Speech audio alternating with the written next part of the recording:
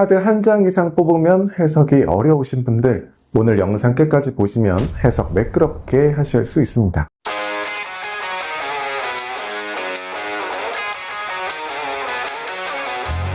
카드를 한 장 이상 뽑으면 해석이 어렵거나 뚝뚝 끊기고, 또 해석이 다 되더라도 내가 무슨 말을 했지? 이게 정리가 안 되시는 분들 많을 겁니다. 이렇게 되는 원인은 나의 시선의 방향 때문이에요. 이게 무슨 얘기냐면, 예를 들어서 카드를 3장 이렇게 뽑았습니다. 카드를 뽑았으면 나의 시선이 첫 번째 카드 봤다가 또 두 번째 카드 봤다가 또 세 번째 카드 봤다가 이렇게 카드 한 장, 한 장, 한 장으로 시선이 머무르기 때문에 해석이 뚝뚝 끊기고 이게 잘 연결이 되지 않는 겁니다. 최소한 2장 이상 아니면 3장 이렇게 덩어리로 시선이 머무르는 연습을 하셔야 돼요. 왜냐하면 타로는 스토리텔링이기 때문에 카드를 한 장 한 장 이렇게 시선이 머무르는 거는 책을 읽을 때 한 페이지 읽고 또 하루 종일 다른 일 했다가 또 그 다음날 또 한 페이지 읽고 이렇게 뚝뚝 끊어서 읽는 거랑 똑같거든요. 읽기는 읽는데 전체적으로 무슨 내용인지 파악이 잘 안 되죠. 한 챕터 이런 식으로 덩어리로 보셔야 그 내용이 조금 이해가 될 텐데, 이렇게 한 장 한 장 시선이 머무르기 때문에 해석이 안 되는 겁니다. 그래서 최소한 2장 이상의 이 덩어리로 시선을 크게 바라보는 머무는 그런 연습을 하셔야 돼요. 물론 이렇게 안 되는 이유는 여러 가지 요인이 있겠죠. 주입식, 잘못된 교육의 어떤 폐해로 이 카드가 나오면 무조건 이렇게 해석하면 돼. 저 카드가 나오면 무조건 이렇게 읽으면 돼. 이게 너무나 고정관념이 심하다 보니까 이게 덩어리로 인식하기도 전에 그냥 한 장 한 장에 시선이 머무르게 되는 경우가 많은데요. 이 부분은 제가 또 다른 영상에서 자세하게 다루도록 하고요. 이 시선이 머무르는 것에 대해서 얘기를 해보도록 하겠습니다. 평소에 이 2장의 카드를 가지고 스토리텔링을 하는 연습을 하시면 좋아요. 질문이 없더라도 카드 2장만 뽑아서 자연스럽게 이야기를 만들어 보는 거죠. 카드 한 장만 가지고도 그 안에서 많은 정보들을 뽑아낼 수 있지만 이 문장에서 초급자 단계 때는 그게 어렵기 때문에 최소한 2장 이상의 카드를 뽑아서 기초적인 스토리텔링의 단위를 완성해 보시기 바랍니다. 결국에는 타로 카드를 10장을 뽑든 20장을 뽑든 가장 기본적인 구조가 되는 거는 이 2카드거든요. 그래서 질문 없이 스토리텔링을 만들어 보는 겁니다. 시선이 한 장 한 장에 머무르지 말고 2장으로 덩어리로 인식하는 거예요. 많고 무거웠는데 빠르고 저돌적인 국면으로 전환이 된다는 그런 흐름이겠죠. 이렇게 스토리텔링을 잡은 후에 한 장의 한 장의 카드를 더 구체적으로 리딩을 해서 살점을 붙이면 좀 풍부한 해석이 될 수 있습니다. 혼자서 많은 일들을 감당하느라 시야도 막히고 답답하고 그런 상황이었는데, 그래서 내가 어떤 모습을 취했어요. 이제는 목표를 달성하기 위해서 너무 많은 것들을 한꺼번에 하려고 하지 않고 딱 중요한 것만, 그 목표만을 위해서만 달성하려고 최단 경로를 선택하겠다. 그렇게 진행이 된다. 이렇게 스토리텔링을 잡아볼 수 있겠죠. 그럼 예를 들어서 여기서 이제 질문을 넣어보면 됩니다. 회사에서 프로젝트 일을 맡았는데 잘 진행이 될까요? 혼자서 감당해야 될 일들 또는 한꺼번에 진행해야 되는 일들이 많아서 버겁고 부담스러웠는데, 그래서 목표를 달성할 수 있는 최단 경로, 내가 중요한 것만 빠르게 달성하기로 했다. 일의 진행이 다소 좀 버겁고 무겁고 막혀 있었는데 빠르게 흘러가기 시작했다. 이런 식으로 큰 흐름을 잡아볼 수 있겠죠.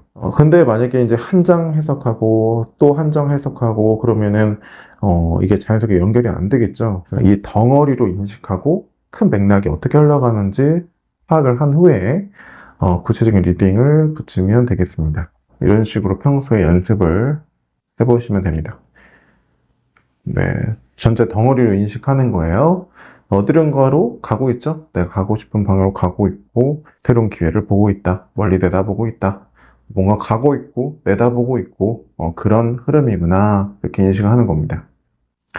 좀 더 디테일하게 해석을 하면, 아직, 뭔가 현실적인 건 주어지지 않았는데, 어쨌든 때가 왔고, 변화의 시기가 됐고, 내가 원하는 쪽, 열망하는 쪽으로 나아가고 있다. 그래서 내가 기존에 해왔던 것과 다른 또 새로운 기회를 계획하고 준비하고 있다. 이렇게 보고 있죠.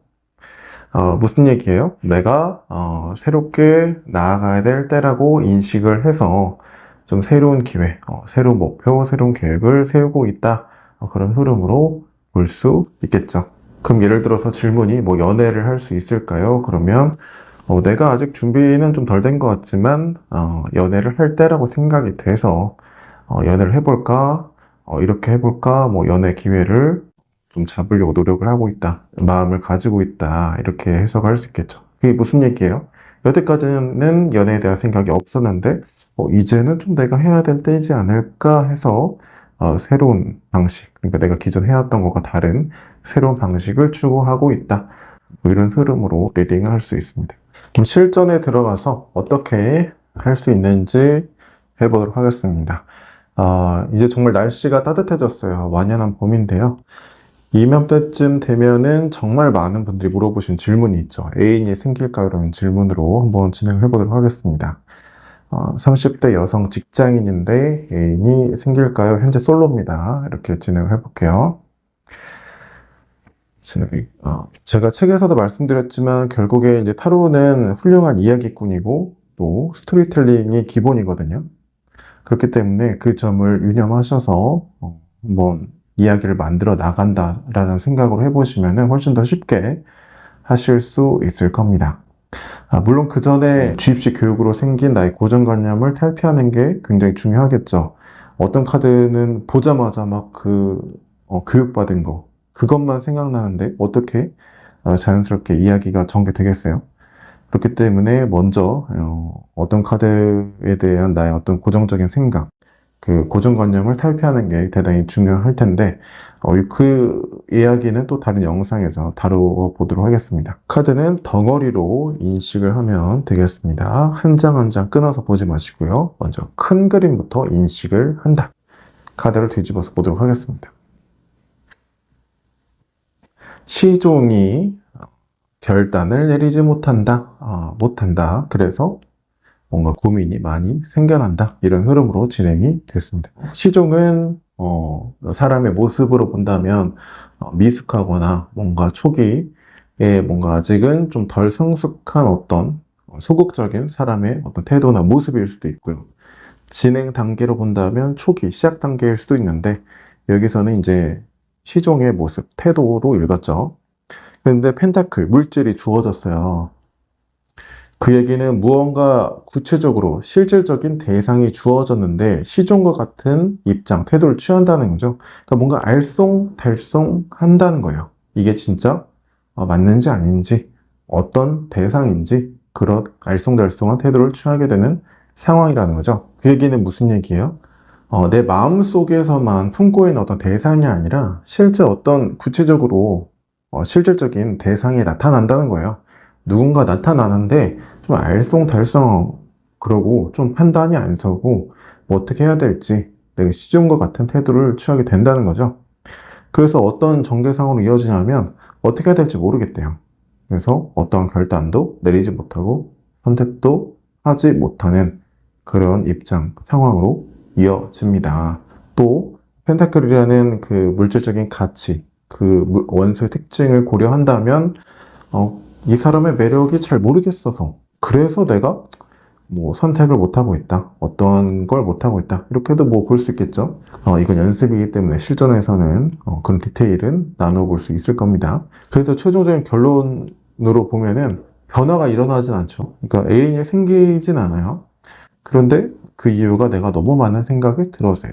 그 얘기는 무슨 얘기예요? 연애 기회가 생겼지만 막상 발전시키려고 하다 보니 뭔가 이 사람과 이어지게 되면 내가 너무나 고민이 많아지고 두려움이 앞서기 때문에 충분히 뭐 현실적으로는 큰 문제는 없지만 어떤 시작을 못하고 있다.